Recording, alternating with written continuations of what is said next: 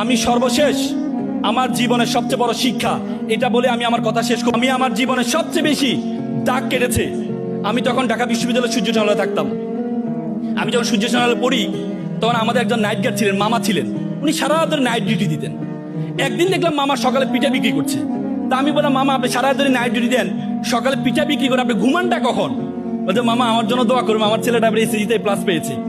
আমার ছেলেকে আমি এসএসসিতে প্লাস পেয়ে, যদি এসএসসিতে প্লাস পায় আমার ছেলেকে আমি ঢাকা মেডিকেলে ভর্তি করবো। আমার খুব স্বপ্ন আমার ছেলে ঢাকা মেডিকেলে পড়বে। আমি বললাম ফাইন মামা, ফাইন।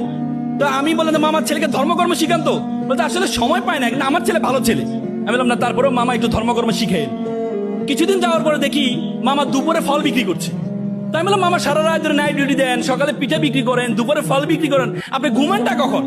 বলছে, মামা আমার জন্য দোয়া করে, আমার ছেলেটা এসএসসিতে প্লাস পাইছে, কোচিং ভর্তি করাই দেবো, 30-35 হাজার টাকা লাগবে, এই জন্য আমি কষ্ট করছি।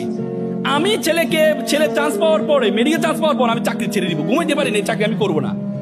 তো পরে আমি তাকে নিয়ে রেটিনায় ছাড়ের ব্যবস্থা করে ভর্তি করাই দিলাম। কারণ রেটিনায় একটা ওয়েলফেয়ার ফান্ড আছে যেটা দিয়ে গরিব শিক্ষার্থীরা পড়তে পারে।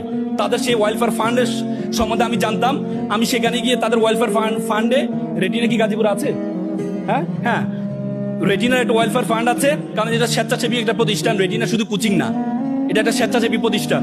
আমি সেখানে তার ছাড়ের ব্যবস্থা করে তাকে ভর্তি করার ব্যবস্থা করে দিলাম। কিছুদিন যাওয়ার পর দেখি মামা আমার রুমে মিষ্টি নিয়ে আসলো, বলে, মামা আমার ছেলে তো ঢাকা মেডিকেলে চান্স পেয়েছে।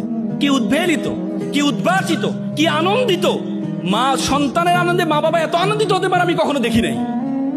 কিছুদিন যাওয়ার পরে রাতে 12টার দিকে আমরা মল চত্বরে ব্যায়াম করতে বের হইতাম। তা আমি হল থেকে বেরোচ্ছি, এমন সময় দেখছি মামা ডায়াসের দিকে এভাবে তাকিয়ে কান্না করছে। তা আমি বললাম, মামা আপনি কান্না করছেন? আপনার ছেলে ঢাকা মেডিকেলে পড়ে, আপনি কান্না করছেন? মামা আমাকে ক্ষমা করবেন। যে মামা কি হয়েছে? মামা আমাকে ক্ষমা করবেন। যে মামা কি হয়েছে আপনি আমাকে খুলে বলেন। তো জানেন মামা, আমার ছেলেটা ইয়াবা আসক্ত। মামা আমার ছেলেটা ইয়াবা আসক্ত। গতকাল বাসায় এসেছে, শোকেজের গ্লাস ভেঙেছে, আলমিরার গ্লাস ভেঙেছে টাকার জন্য। বিশ্বাস করেন মামা, আমি মনে করেছিলাম আমি যখন অসুস্থ হব আমার ছেলে আমাকে সুস্থ করবে। বিশ্বাস করেন মামা, আমি সুস্থ মানুষকে আমার ছেলে অসুস্থ বানিয়ে দিচ্ছে। এমন বর্বর ছেলে আমি চাইনি, এমন অসভ্য ছেলে আমি চাইনি। আমার ভাইয়ের ছেলে দিন মজুর, রিক্সা চালিয়ে এসে একসাথে খাওয়া দাওয়া করে। বিশ্বাস করে মামা, 3-4 মাস আমি আমার ছেলের মুখটাও দেখিনি, আমি আমার ছেলের মুখটাও দেখিনি। With due respect to our guardians, এখানে যারা গার্ডিয়ান্স বসে আছেন, উইথ ডিউ রেসপেক্ট, সম্মান রেখে আপনি বলছি, আপনি আমার ছেলেকে ডাক্তার বানান, ইঞ্জিনিয়ার বানান, কোনো কাজে আসবে না।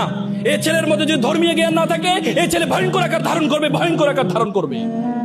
তো সুতরাং আপনি যা কিছু শিক্ষা দিবেন, আপনি আপনার সন্তানকে ধর্ম শিক্ষা দিতে ভুলে যাবেন না, ধর্ম শিক্ষা দিতে ভুলে যাবেন না। ইংল্যান্ডের শিক্ষা কমিশনের চেয়ারম্যান ছিল